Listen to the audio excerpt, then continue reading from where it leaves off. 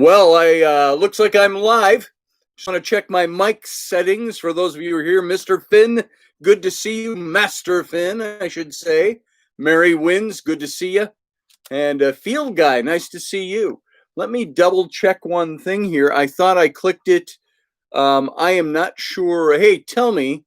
I'm going to tap on my mic. Do you hear this tapping? Those of you in the chat room? If you don't, I'm being picked up by my computer built-in mic. Well, that figures.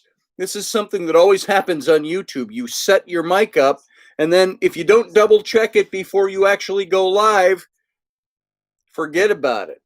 So apparently I can't change that now that I'm in here. So my mic is not working, so I'm going to push that out of the way. And now we'll put it up for decoration. There you go. I'm just going to see if it allows me to edit my sound. So guys, hang on with me for just a second. Oh, we're going, hey, there's Rainey. Come here, Rainey. I was going to say, do you have something unplugged back here? Or? No. It's a YouTube thing. So come and say hi as long as you're here, Rainey. So Rainey's going to come and say hi, and then she's going to take the kids out and say, hey, Audrey, how you doing? And here is my lovely wife, Rainey. Good to see you. What's up? And Ellery. And Ellery is here as well. Okay, as long as you can hear me okay. It's not picking up this mic.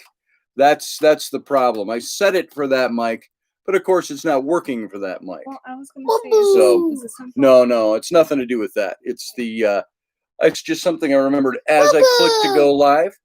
No, as I clicked to go live, I didn't double check the mic status. It always reverts back to just default. All right, that's all. And as long as Rainey was in the room, I just wanted her to come and say hi to everybody. Good evening, everyone. This is the Intrepid radio program, and we're not broadcasting on Odyssey Radio tonight. We're broadcasting a rerun tonight.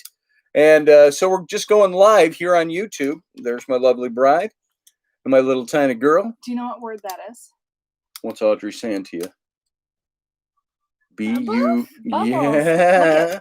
Barry Chad says, Bubbles, yay, he says. And so while this is the Intrepid radio broadcast, we're not here on Odyssey Radio. We're just here on the YouTube live tonight. And so Mom is going to take you out. Yep. As much as I would love to have Mom stay here. Tell everybody good night. Say good night, everybody. Say bye. Bye, everybody. Say good night, Bubbles. Say good night, Bubbles. Good night. Good night. Say good night, everybody. Good night, everybody. All right. We'll see you later. If anybody else heard that. Yeah. My pants were going up. Okay. My vagina.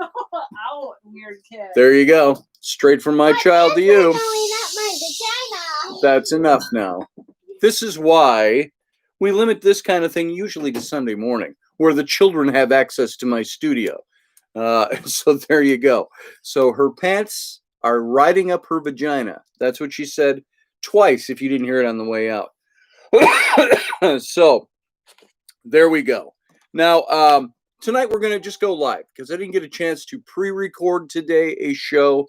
And there are certain Mach 5s in my day that if I don't make a recorded show by a certain time of the day, there's no chance in hell I'm going to get it uploaded and ready to air tonight. So I thought I would just put it all off by mid-afternoon. Say, forget it. I'm just going to go live tonight. And so I want to thank you all for being here. And it's good to see you. Yeah, it's hilarious. All right, Audrey. You want them for a weekend? All three of them? And yeah, there you go, Matt Finn. And so Barry Child, good to see you tonight. Chad, I don't know why I said child. Probably because I have child on the mind. And Audrey, I said hi. Field Guy, good to see you. And I'm just looking at all the intro. Everybody's, hey, everybody, hey, how you doing? Hi, hey. And Bubbles.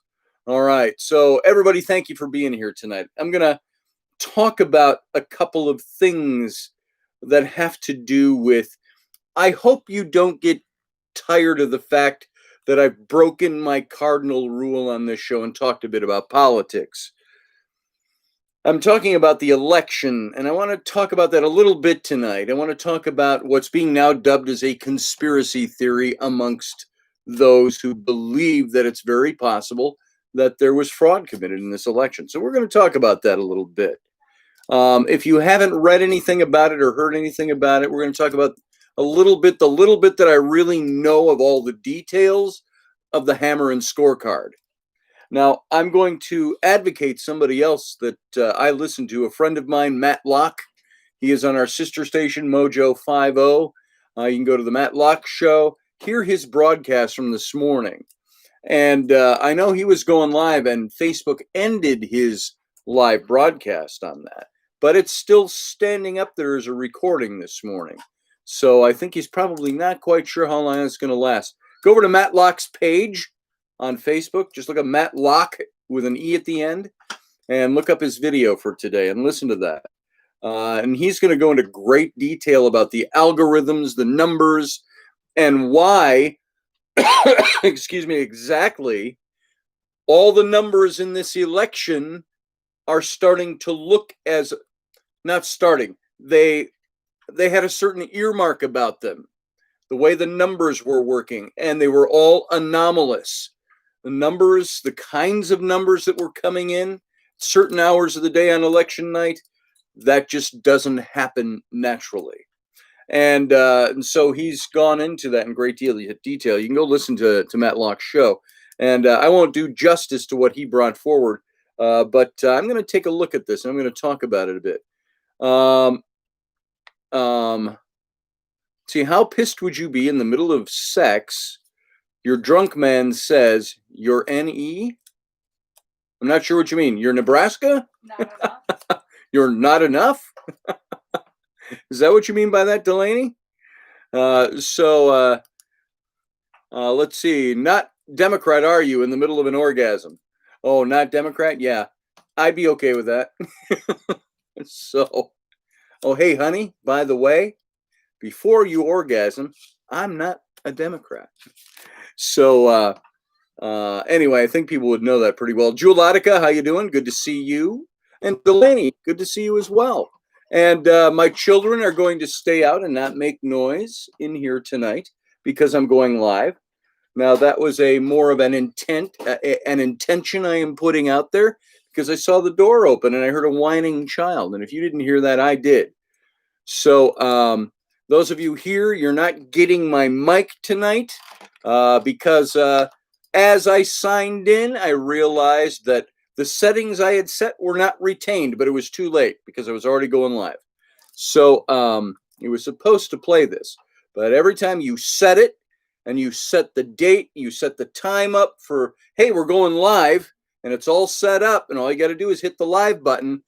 And then I go and I hit it, and as it's starting to come in, it shows me that the mic is back defaulted to the internal mic on the computer. So if I sound different tonight, I know you can hear me all right, but if the sound quality is different, it's because it's the built-in. That's for those of you just coming in. Michelle, good to see you. Glad that you're here tonight. And so one of the first things I want to talk about, because when you get me live and you get Rainey live, and she's here in the studio, she's just not joining me in the show tonight, if you missed her in the first couple of minutes. But we talk about stuff on Sunday morning. We like to talk about family stuff, about our kids, about relationship stuff, about junk, and all kinds of other stuff. And I got to tell you, there are times that our children get on the very last nerve we have. Now, those of you who are moms, and Michelle, I know you're a mom, and I know a lot of you out there are moms. We have the kids, that are, as you know, most of you are familiar with me in this show. We've got the kids from 5, 8, and 11, soon to be 6, 9, and 11. And there are times where it's very trying. Getting up in the mornings is a tough call. And that's one of those things that stresses me out. I don't know what it is, but when these kids don't get up on time, they don't get up when we wake them up, and we have to wake them up over and over and over. It's not like we're off somewhere, and waiting for the kids to get up. It's, we go down and we make some coffee.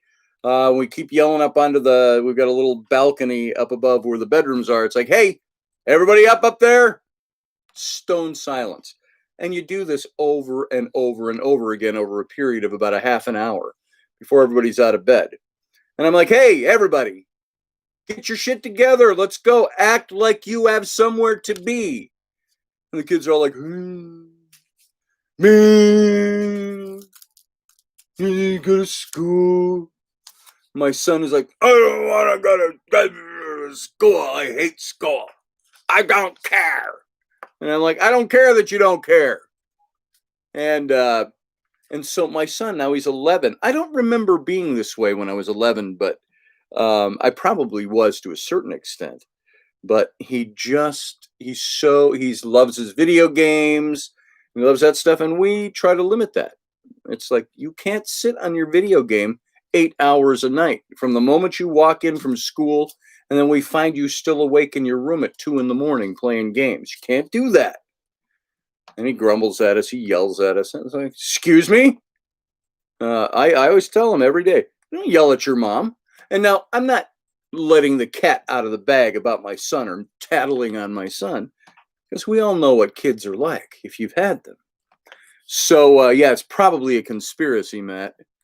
You're right. And so that's what's going on around here. And sometimes tonight, I just took away my son's games and any access he has to any devices and playing because he mouthed off to his mom and me. 11 years old. Shut up! He said, shut up! Shut up! Because he didn't want to hear, hey, you're not doing what we asked you to do. Get up off your butt and go do it. Mom asked you to pick up the scraps of stuff all over the living room. Get it done. Stop talking to me! So, yeah, when you have mouthy kids, sometimes, and there are times, I got to tell you, there are times I understand why dads, especially, what was the old Bill Cosby, the pre-scandal ridden Bill Cosby comedy routines? He says, my dad, he says, we were afraid of one thing when we were growing up, that was the belt. And ain't that the truth? My generation, he was the generation before me, but my generation, growing up in the 70s, I was a little kid. It was the age of my daughters in the 60s, but the age of my son in the 70s. And, the belt was used. Sometimes as we got older, the broomstick was used. And then we'd block the broomstick and mom would get all frustrated and huff off. And then she'd just ground us. So, but there are times you just want to say, wow, I really long for the days where you could make your kid walk out to the tree and cut a branch off the tree and whittle it down so it's nice and fine and shine it up with a little sandpaper so he could bring it to you so you could spank him with it. Those were the days, huh? So when you lose control of your actions, you lose control of the consequences, is what they say. Well said, Matt. That's true. Now, Rainey and I don't think we've ever lost control of the situation at all. We'll lose our tempers sometimes. Guaranteed. I don't know how old your kids are, Matt, or your child is, but it'll come. It'll come. There will be a day when they go, oh, and you go, where's my sweet little child that used to coo and laugh at me and play with me, and now they yell at me. Why didn't you feed me the chicken I wanted instead of the pork? And it's like, you just wait for their heads to start twisting around and them spewing, green pea soup vomit. So, got to feed the demons.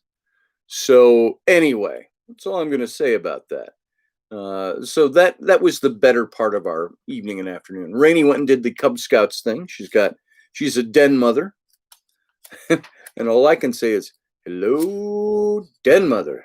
I'm joining Scouts. Let's have Mrs. Roberts. She's over there. She can hear me. A little over 4 already reared its little head. Yeah, Matt, that's what happens. So, by the way, anybody wants to be babysitter for my kids for a weekend? So mom and dad can take off and go do something, go sleep in a hotel room. Just let us know. And so that's where I wanted to start tonight. I wanted to kind of catch us up on that. And I'm going to try to pay closer attention to the chat room since we're doing this live. And I'm going to let you know if you guys have any questions of me, anything you want to ask of me about stuff I bring to the table, the things that we talk about, ask it now. Put it in all caps. I think Matt will catch some of those. Maybe Audrey will if she's playing a little moderator game tonight. Maybe even Susie Q. How you doing, Susie Q?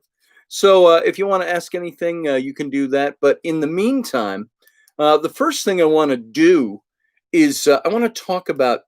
First thing we keep hearing is that on Saturday they announced that Joe Biden was the next president of the United States. And now the problem with that is that that's the media making their announcement. That is not the official word from Congress, who has to tell us when the president has been elected. And so there is no president yet because it has not been officially declared. Now, you know what is going on, and maybe call this a little conspiracy. This is what I see going on, is that it seems to me, and those of you who are my leftist friends or my Democrat friends out there, if you're listening, you know I try to be even-keeled and fair, but I also have an approach that is a more conservative point of view. I have my points of view about the left in this country, and the progressive left, even more so.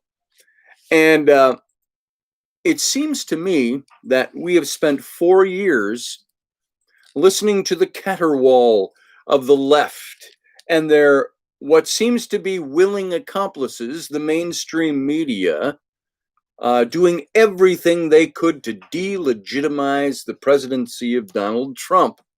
Now, I don't care if you like him or not. If you voted for Biden, if you hate Trump, you just hate him with the petulance. I hate him. I want him dead. I want him out of the office. If you think that way about him, I still need you to do something. I need you to listen to this and realize that you don't have to like or dislike or be on any side to step back out of the box and look back at the last 4 years and find that there has been a concerted effort to undermine the presidency of Donald Trump, to undermine the character of the man. And this is where I have said, despite the fact that it looks like Joe Biden has won the presidency by the votes, the left lost what they wanted to accomplish in the election. And that was an absolute repudiation of Donald Trump. That repudiation did not take place. You know what else didn't happen in this election? The blue wave. The blue wave did not happen. And this has got the left stinging about that. And you know how there was no repudiation of Donald Trump? If he had been repudiated as they had wanted, you know what? There wouldn't have been a razor-thin election. This election would already have been decided because Donald Trump would have gotten none to very little of the electoral votes and would have gotten none to very little of the popular vote. And Joe Biden would have stormed in a landslide, and he did not. So I'm going to let you know right now, you did not see a repudiation of Donald Trump, the man, in this election, which has the left livid. Let's see. I just saw some things I wanted to look at here because it looks like the chat room's going. And while I'm talking, I'm not reading. And it's over here on this side of my screen. He's not certified yet. Exactly, Susie Q. Hasn't been certified. As a matter of fact, when we say Joe Biden has 279 electoral votes, no, he doesn't. He doesn't have any votes yet. The Electoral College doesn't vote till like the 8th or the 9th of December of this year. That's when they cast their votes officially. All it's saying is that Biden is projected to win all those electoral votes because the states and the popular vote dictated that all those electoral votes would go to him. And it's more than likely going to be that way unless there is something to the president's challenge of the election. Now, I've seen more people say to me, even today, some people said to me, it's over. Can't you guys just accept that he's over and he lost the election? I said, sure, I can. I said, but I want to make sure he lost the election fair and square. I want to make sure he didn't lose the election because of voter fraud. Well, there's no such thing. That didn't happen. That's a conspiracy theory on the right. And I said, you know what? Look at it this way. I said, you guys on the left spent 3.5 years attempting to delegitimize the presidency of Donald Trump by claiming Russian collusion. And what happened? Oh, we found out that Russian collusion was actually created by the left. They were the ones colluding. Now, no action's been taken, but that's what we found out. Donald Trump was impeached. And not on the basis of all the Russian collusion. What did they impeach him for? A phone conversation with the Ukrainian president. And it had nothing to do with collusion over the election, which is what the first 3 years was all about anyway. And then you look at all of that and you compile that all up.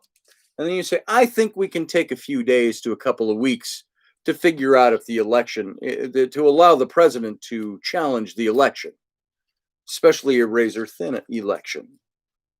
And so if they spent 3.5 years, tell them to shut up, because the president has a right to challenge the electoral votes. And he has a right to challenge the election. So we'll leave that there. And now, so the election verdict that came down through the media on Saturday, that's not the last step in selecting the American president. And under a system that we have that's been tweaked over 2 centuries, there's still a weeks-long time during which the 538-member Electoral College picks the president. Then they have to come in, and it has to be certified. And so that has still yet to happen. And you can go read up on the Electoral College. You can go read up on the process by which a president is elected. And there you go. Field Guy says, oh, I had my arguments today. I left a comment on GMA YouTube page and got called out because all I said was the election isn't over yet. That's not. It's legally and technically and legally and officially not over yet. Now, most of the votes may have been counted, but what happens when you have a challenge? I had people, Field Guy, taking me to task, even today, over Trump challenging. He shouldn't, he needs to just, and I said, oh, like Al Gore did in 2000? Yeah, that was 20 years ago. But the Gore-Bush vote, Al Gore challenged the election. And somebody tried to, well, that was because of hanging chads off of paper ballots. I said, I don't give a flying rat's ass what it was about. He challenged the veracity of the ballots. Chad shouldn't have hung himself with the ballot. Chad shouldn't have hung himself with the ballots, Rainey just said over there. I don't think I was old enough to remember that election. Let's see. You would have been, you'd have been 20. Nobody needs to know how old I am. You would have been, old enough to remember. And so, but it took how long? 37 days for Al Gore's challenge to be thoroughly looked at and a decision to be made. And I've said to people today, I said, it's only been technically since the election. Tomorrow's a week. So it's been roughly 6.5 days since the election. I said, you want to give him at least as much as we gave Al Gore. I said, give him a month to figure it out. I said, well, they have already proven that there's a lot of states that have turned down and that have ruled against. No, there's a lot of states that said there wasn't evidence to do anything yet. He would have to come back with the evidence. Now they think they've got some evidence. And it all has to do with this thing. Have you all heard of this? Let's see where I've got it here. It's, well, first of all, I want to talk about, if you haven't heard about it yet, it's that whole hammer and scorecard. Now I see everybody coming up.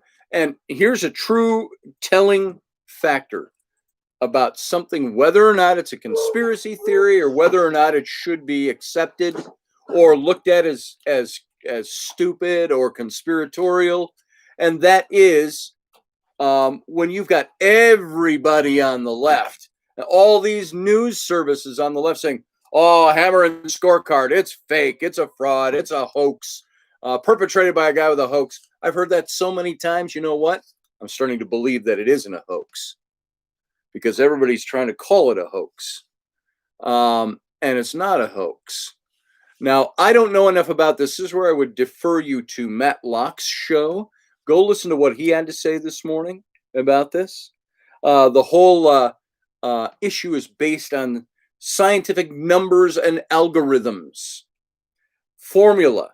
There's something about, and again, I can't explain this very well, but the way you saw the numbers come in on election night, everywhere that there was a battleground state or where we've seen there being potential problems, this has occurred. There were so many anomalies in the election numbers that you can't ignore it to start with. And that's what perks you up. It's the red flag. And it's the same red flag in every one of these states where all of it. Now, you've seen the logo that's out there for the fraud, they're saying. It shows the red line and the blue curve going up, and the red, and Trump is in the lead. But then the blue line goes straight up, and then they form the F out of that. Because there was that one night, on election night, between midnight and 3, it seemed, boom, boom, Biden's numbers all went up. But you know what? What was interesting about that, there was over 450,000 ballots that came in all for Biden, but there was no other electoral, what am I trying to say? There were no other check marks for any other candidate for anything filled out on the ballot, meaning there was no senators voted for, no judges, no whatevers voted for in the various states, but 450,000 ballots only with Joe Biden checked off on every one of them. And so there's a question with that. It raises questions because that does not happen. So is it just possible? Just possible that there were 450,000 people who mailed in votes and they were all for Biden, and absolutely, you notice during that same 3-hour period, absolutely no votes in the mail-in ballots for Trump. They were all Biden votes. Those were the first red flags that people started to see. Then the anomalous numbers, then all of it. And so there is something there. And the whole hammer, that system, that computerized system, is something that was developed by our government covertly to change the election results in foreign countries. We've used it and we've done it. It can go in and it can change the numbers. I know one of the theories, remember the glitch they're talking about that took place, was it in Wisconsin or was it in Michigan? That glitch through election night where, well, that's because they said they tried to implement this and it didn't take. That's why so many votes went here and then it turned around and reverted right back. And so there are anomalies like that take place. So all of this stuff, I encourage you to look up on it. I will examine it some more over the next couple of days so I can speak cogently to it. Now, having said all of that, the courts, maybe even the Supreme Court, may come back and say, you know what? No, there's nothing to this. Biden won the election. They may also come back and say, there's a problem here. And so the lawyers for Donald Trump have to prove that there is a case. And it's not just a, hey, I think I'll pull this thing out of my ass and present it to the Supreme Court. No, they've got something that is there, a solid case. It's whether or not they can convince on the evidence they have that this took place. Now, I will say this. There's maybe a lot of us that go, yeah, it was fraud and we know it. Problem is proving it. Doesn't matter what we think we know. If you cannot prove that happened, if you have no evidence, I'm sorry. It's like that quote. It swings both ways, folks. This quote that I've always given of John Adams, where John Adams says, facts are stubborn things, and whatever may be our wishes, our inclinations, or the dictates of our passion, they cannot alter the state of facts and evidence. So you know what? If there's no facts and evidence to back this up, it may be the truest thing to ever come down in world history. But you know what? If we don't have facts to back that up, it's going to go nowhere. It's going to go nowhere. And I can guarantee you that it will go absolutely nowhere. And it shouldn't. Because I'll tell you what, if there's no facts and evidence, it shouldn't be advanced forward. You're going to have to suck it and lose if you can't prove that there's a case there. Matt says 6K went for Biden and not Trump. Those same machines were used in several districts and even in Georgia. Sean says, I'm pissed that Jay Inslee won the governor here in Washington State. Me and Kaysen need to move. I will tell you this too. It's highly unlikely and it's very anomalous that in a lot of these states where all these Republican or conservative voters voted in senators or voted down, they voted in new senators.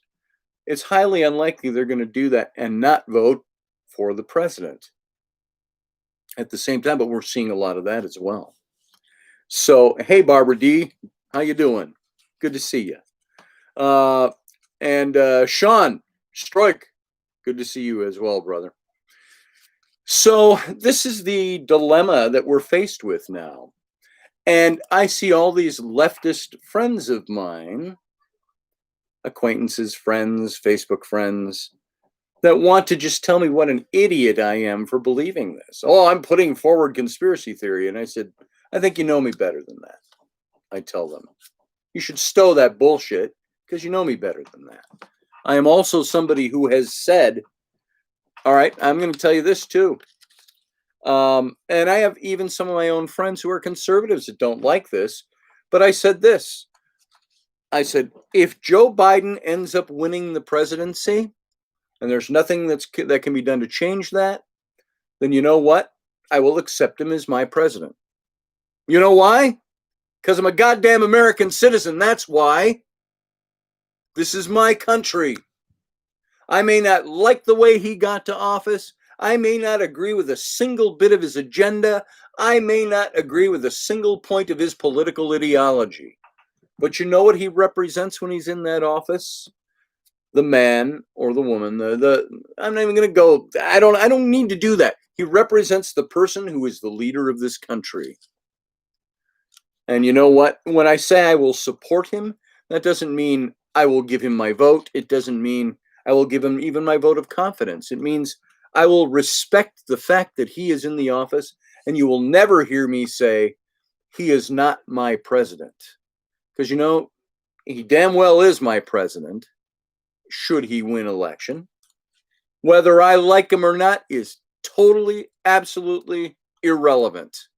Now, I've had some of my conservative friends say, well, if I know he's cheated and I know all this stuff about him, I can't accept him as my president. I said, then that makes us no better than what the people were doing to Trump since the day he was elected. We are better than that.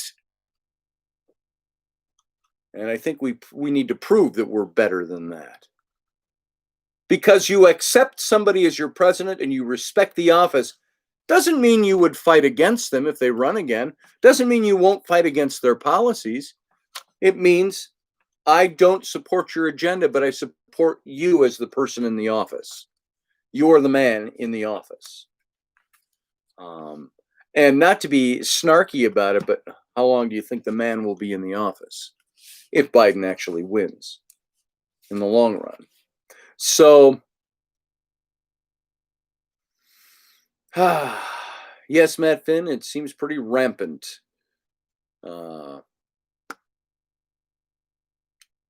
Let's see. I'm just looking at some of your comments. Morgan Snow, how you doing? In North Carolina, we have Representative, House, Senate, and the governor. Except the governor. I'm not sure what you said. I'm sorry, but So far, Trump is holding on to North Carolina, but they don't need North Carolina right now. Biden is by the left has already won. So it'll be very interesting to see what's going on. One of the theories, by the way, conspiracy theories, why they took so many breaks in the middle of the night of election night, which is all by itself anomalous. That doesn't happen. Why they do it this time? Because, as some have said, they needed to figure out how many votes they needed to win, and that had to be put into the system. So there you go. What happened to all the business about his son? It's still there. But we've been in the election for a week, Morgan. So there's not much we can do about it right now. But I think Attorney General Barr is still working on that. The stuff with his son is still active. And by the way, Biden, I've heard people say, they say a little tongue in cheek, but somewhat seriously, okay, when do we start impeachment proceedings for Joe Biden? Because is Joe Biden culpable? Is he the big guy referred to? Is he the one? Did he sell influence, peddle influence? Well, it's interesting. We don't know for sure. None of us was there, but it sure looks like it, doesn't it? So I think that's going to be pursued too. I think first what Trump is going to do is work to challenge the election. I don't think he can do both of those things at the same time. Maybe he can. I don't know. I also think it's good that we saw him golfing the other day. I saw some people criticizing him that. I said, what does that tell you about the way he feels about all of this? Maybe golf is either his stress reliever or golf is something he's doing because he's not too worried about it. We'll have to see. We'll have to see what comes out now. It's Monday now. Let's see what's going to go on this week with this. So that's what I see so far in what's being done with this election. And again, I can't speak super intelligently to hammer and scorecard. I don't know enough of the facts. I can't speak to the Benson's law. I think it's Benson, the Benson law, whatever it's called, that law of anomalies. It's very mathematical. I actually had that called up here at one point. I was going to talk about that. I can see, let's see if I've even got it still here in my stuff. Oh, and by the way, Snopes says hammer and scorecard's completely false and it's a hoax. Up, well, there it goes. Okay, I guess it was wrong. I guess we can all shut up now. Of course, Snopes says it's a fraud. Oh, I just did something here and I didn't want to do that. Let's see if I can find this now. I want to find Benford's Law. That's what it is. Benford's Law. Now, here's what Benford's Law is. And this is what they were looking at when it goes to looking at the anomalous numbers the night of the election. Benford's Law is called the Newcomb-Benford Law. And it's the law of anomalous numbers, or the first digit law. And it's an observation about the frequency distribution of leading digits in many real-life sets of numerical data. Now, the CIA uses this to find people laundering money, to fraudulent numbers and things like that. And the Benford Law states that in many naturally occurring collections of numbers, that the leading digit is likely to be small. For example, in sets that obey the law, this Benford's Law, the number 1 appears as the leading significant digit about 30% of the time, while 9 appears as the leading significant digit less than 5% of the time. So the smaller the number, the more it appears. If the digits were distributed uniformly, they would each occur about 11.1% of the time. Benford's Law also makes predictions about the distribution of second digits in a number when it comes to putting together numbers and sets of numbers for analysis. It makes a distribution of second, third digit combinations and so on. And there's infinitely many cases of a generalized law that regarding numbers expressed in arbitrary or integer bases, which rules out the possibility that the phenomenon might be an artifact of the base 10 number system. And this gets thicker and thicker and thicker the more you dig into it. And it's been shown that that these results apply to a wide variety of data sets, including electricity bills, street addresses, stock prices, house prices, population numbers, death rates, lengths of rivers, and physical and mathematical constraints or constants. And like any other general principle about natural data, for example, the fact that many data sets are well approximated by normal distribution, there are illustrative examples and explanations that cover many of the cases where Benford's law applies, though there are many other cases where Benford's law applies that resist a simple explanation. And it tends to be the most accurate when values are distributed across multiple orders of magnitude, especially if the process generating the numbers is described by a power law, which is common in nature. And this goes on and on, describing what Benford's law is, but funnel it all down to one thing.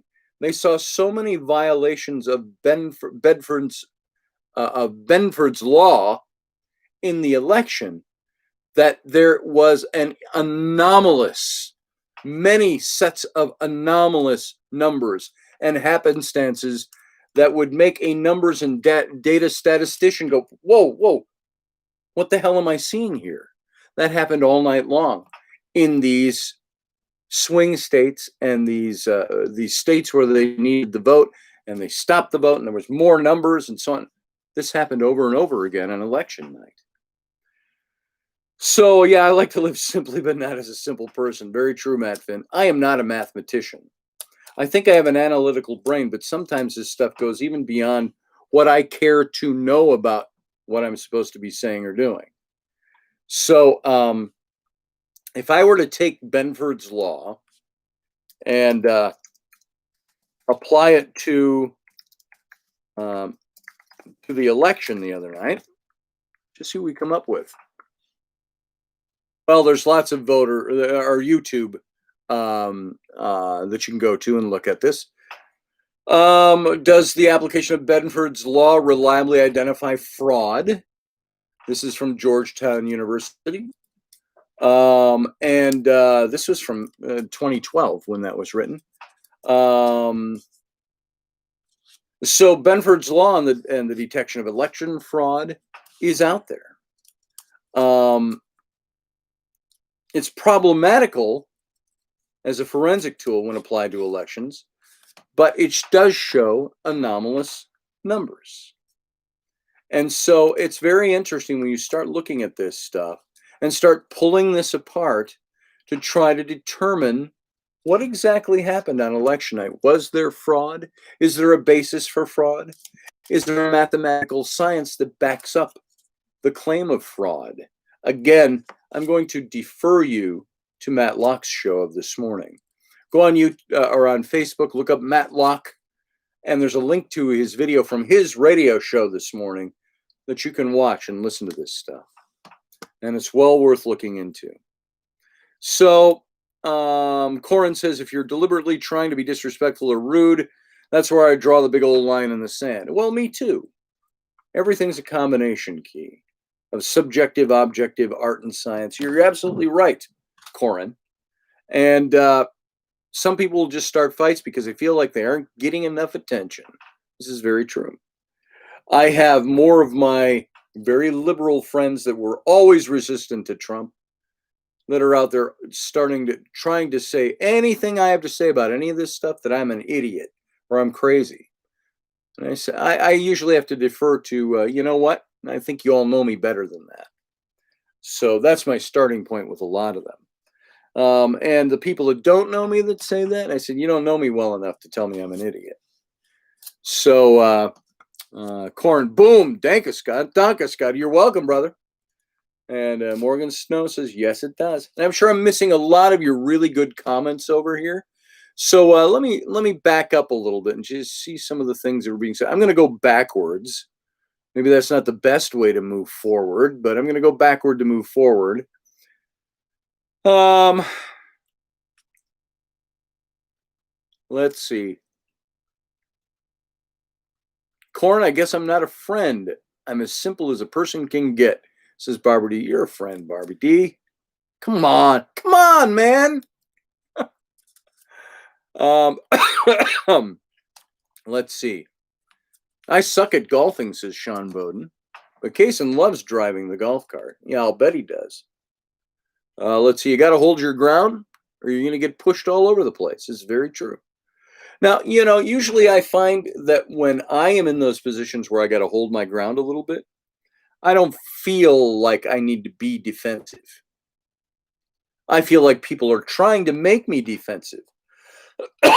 And sometimes my answers to questions that people pose, I find, boy, if I respond to that way, they're going to believe I'm being defensive.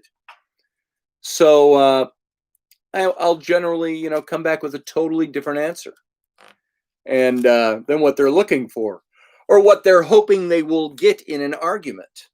I'm not going to give them that. I'm going to say, well, I'm going to disagree with you on that, but here's where I fall down in that argument. So I try not to get into fights with people. But I see a lot of people want to fight with me. It's like, why? I'm no big super pundit out there. Just do this thing, this little old radio show. And I don't even talk about politics all that much. I did when I was doing Rocky's show with him, but so I don't talk much politics. But we've had the election. We had the election a week ago. So I've been kind of hitting this almost every day. And those of you who don't like to hear a lot of politics, fret not. Eventually, we're going to get out of this. And when we get out of this, even if this situation with the election isn't resolved, we'll move on to other things. Tomorrow will be in other things. Unless something happens big overnight, we'll be on to something new tomorrow on the show. But that doesn't mean I won't jump back into this when I need to. I don't mind talking about politics if it involves current events. That's what we're about. That's what's going on in our country right now. So there you go. Let's see. I'm going to look at some of your comments again. Gregory Mansfield says, I'm born, raised, and currently live in Delaware. We've been sick of Biden since he was our governor years ago. I was surprised he won Delaware. Everyone was so Trump here. I've heard that about Delaware before already, believe it or not. I saw somebody in the news talking about that from Delaware. And he said, nobody here that I know of that voted for Biden. But he took Delaware. It's interesting, isn't it?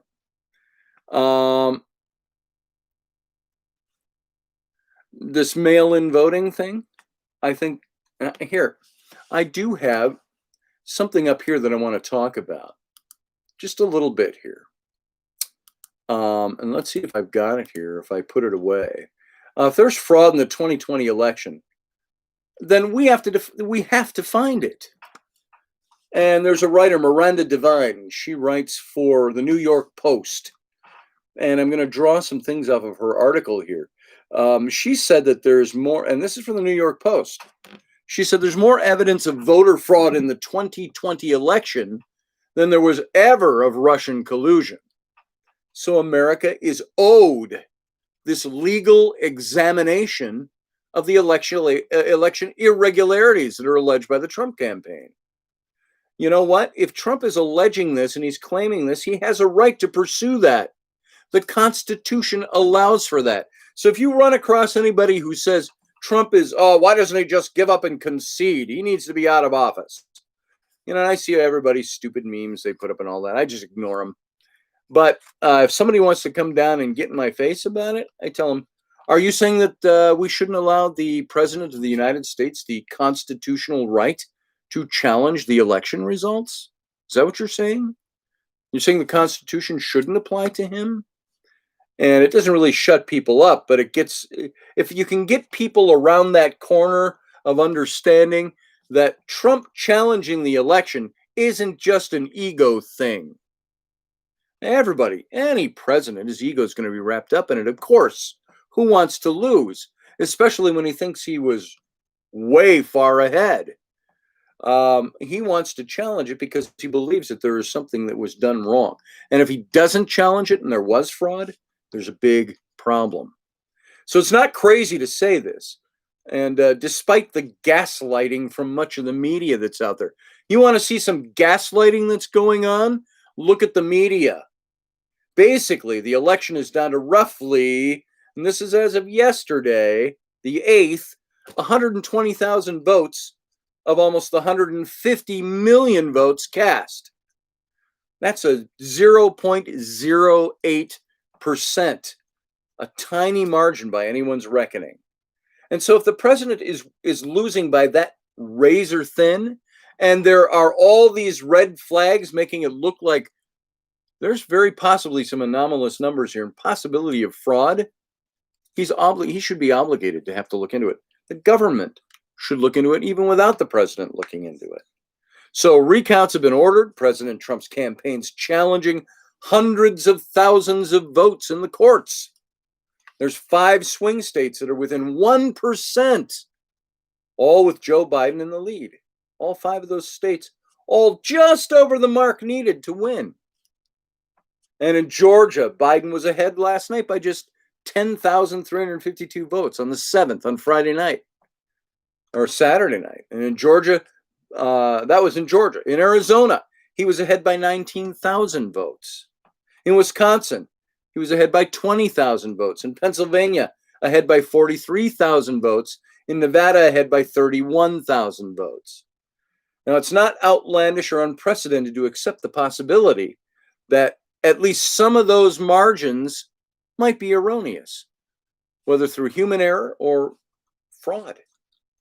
And electoral fraud is not unknown in America. And probably the most famous example was in 1960, when Chicago Mayor Richard Daley allegedly rigged the ballot for John F. Kennedy. Dead people were found to have voted, and 677 election officials were indicted in Texas, all across the country. Now, due to the pandemic, around 40% of the votes in Tuesday's election were cast by mail, and double the percentage in 2016. Now, even the New York Times once reported the truth that mail-in voting is the most vulnerable mode of voting to fraud. And this is why most developed countries ban the practice of mail-in votes. So you can already start to see, and you've already seen, it's perfectly reasonable in such a close election to take seriously allegations of irregularities and suspicious activity.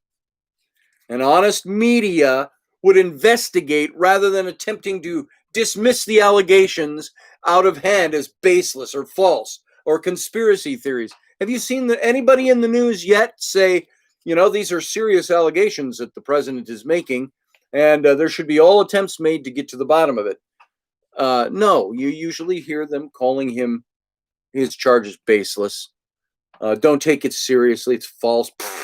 The lying. I saw one news media say that the president has lied and said that. And I said to Rainey, I said, did they just call the president a liar for saying he believed there was fraud going on? It's not a conspiracy theory. And so an honest media would say so. Would say this is not a conspiracy theory. It's something that should be looked into. The Trump campaign's legal team, led by the former New York Mayor Rudy Giuliani, claims that in Pennsylvania alone, 600,000 ballots are in question because they were counted without any poll watchers observing to ensure that they were legitimate, as state law requires. In Philadelphia and Pittsburgh, Giuliani says that 50 to 60 poll watchers will all testify that they were uniformly deprived of their right to inspect any single part of the mail-in ballots. Why? Not a single one was inspected as the law required. And even when a court order was obtained to allow the Republican inspectors to get 6 feet closer, they moved the people counting the ballots 6 feet further away.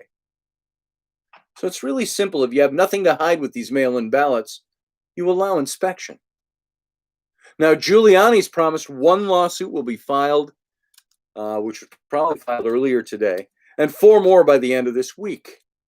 And another Trump team lawyer, Sidney Powell, claimed yesterday that 450,000 ballots had been found with only votes for Biden and no down ballot selections, which is regarded as highly irregular and highly suspicious. 450 ballots. She also claimed in an interview that 2 pieces of software called Hammer and Scorecard were used to flip votes from Trump to Biden in some pre-election voting ballots. As well, Georgia Secretary of State Brad Raffensperger announced Saturday an issue involving reporting of votes in Fulton County on Friday and said that he'd sent investigators on site. Senator Lindsey Graham, chairman of the Senate Judiciary Committee, said in a statement that he'd be investigating all credible allegations of voting irregularities and misconduct after receiving a sworn affidavit from Pennsylvania postal worker Richard Hopkins alleging that the Erie postmaster Robert Weisenbach had told workers he was backdating the postmarks on the ballots to make it appear as though the ballots had been collected on November 3rd, despite them in fact being collected on November 4th and possibly later. Now, folks, you might go, well, shouldn't every vote count? No, we're not a democracy. We are a constitutional republic. There are laws and there are regulations. You have to, I'm sorry, they could be votes all for Trump. And if people didn't get them in on time and the postmaster was found to have backdated them, they should be invalidated because it was not done on time. There are rules, there are laws, there are regulations governing the election of a president of the United States. So Graham also claimed that in Pennsylvania, the Trump team has found over 100 people they think were dead, but 15 people that were verified as having been dead who voted. 6 people registered after they died and voted. So now 100 doesn't make up a whole lot of votes. But what it does show is fraudulent activities taking place. Is it the tip of the iceberg? Now, all this might not account to a hill of beans, but it deserves to be examined, or otherwise 71 million people who voted for Trump may end up believing the election was stolen. Prove that it wasn't stolen, or prove that it was stolen. Put those minds at ease.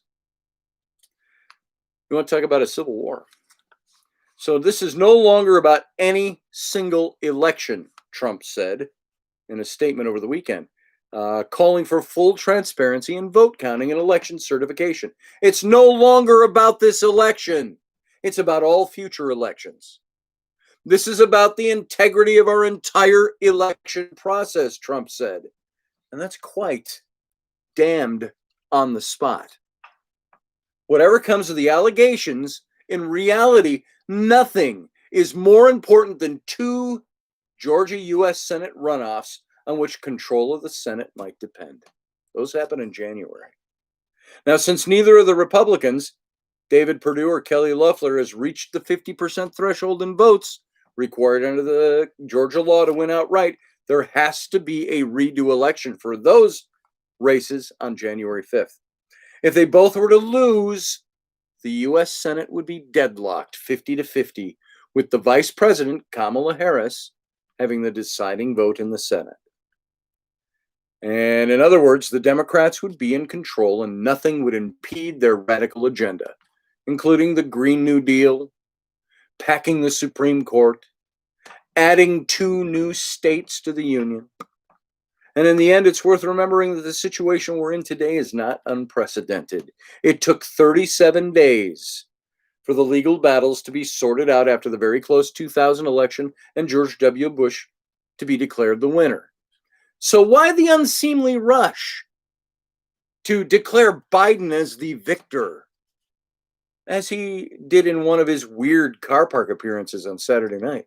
His son, Hunter Biden, is currently under FBI investigation, was on the stage with him, fully clothed and minus the crack pipe, which was kind of nice to see. Of course, Trump's team will have to provide concrete evidence of systemic fraud, enough to flip the election result in enough states to make a difference to the outcome.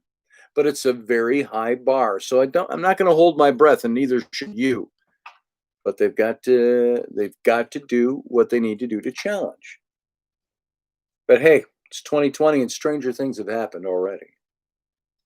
So, remarkably enough, there are now 3 justices of 9 on the Supreme Court who all were on the Bush legal team during the contested hanging Chads election in 2000, and Al Gore's challenging of that. And they were recently confirmed, as we all know, Amy Coney Barrett, the disgracefully maligned Brett Kavanaugh, and Chief Justice John Roberts. In addition, Justices Clarence Thomas and Stephen Breyer were part of the court that decided the case almost 20 years ago, but on opposite sides. So there's plenty of corporate memory on the court to adjudicate on any case that might come before them of voter fraud that might be going on now. So, boom.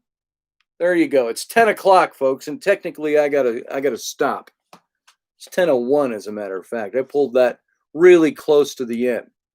And I hate stepping on Jimmy Johnson's toes over at Beyond Reality Radio. Different network and all that, but he's a friend and I don't like to step on his toes. So if you go over there, catch his show, go right ahead and do that. I want to thank you all for being here tonight. There's a lot of stuff we have to think about, and don't let anybody railroad you on this issue of the president having a right to challenge the vote. It's been done before by the other side from him, and he's not doing anything wrong. He's looking into things because there are red flags to look into. Look into this stuff. If somebody tries to take you down verbally, social media, whatever, social media, who the hell cares? I get on there and I talk because I want to talk about this show, about those things on this show. And I want to discuss things with people. But I have people right away just mocking me that are supposed to be good thinking people. When you start mocking somebody in this stuff, you're not thinking very well. You're not a critical thinker. Keep that in mind too. All right, folks, we're going to call this quits. I know there's a lot of people here who have commented, and we didn't get a lot of those comments. So I love y'all. I'm glad you're here. If I didn't say hi to anybody who came in, forgive me, because I got stuck in talking. Iowa X, good to see you. I just saw you at the end. Dig in. This is going to New Year, Christmas. It'll be fun. And so, thank you, Corin. Doing our best. And so, folks, Matt Finn, thanks for being here. Thanks for moderating the show over there. And Audrey and Susie Q, my other moderators. Leslie, I haven't seen her for a while. I hope that she'll be back soon after the passing of her son. And so we hope to see her again soon, too. So everybody, you have a good night. Thanks for being here. Thanks for listening. Thanks for putting up with me live again. Tomorrow we might have a more orderly show. Eventually, I said I'm working to do this show live every night. But when I say I'm working to do it live, it's going to be a proper show. We'll have our in music, our out music, our ads, and all of that. Our breaks for the network. But that's coming. So hopefully this week I'll get that all sorted. So that's all, folks. You have a good night. Thanks for being here. I appreciate you being here. It means a lot to me that you take your time to come over here and listen to me talk. So spread the word that this show exists. And you guys have a good night. We'll see you tomorrow. And I'm going to hit end stream, and it takes a few seconds. So I'm just going to talk to the end. Bye.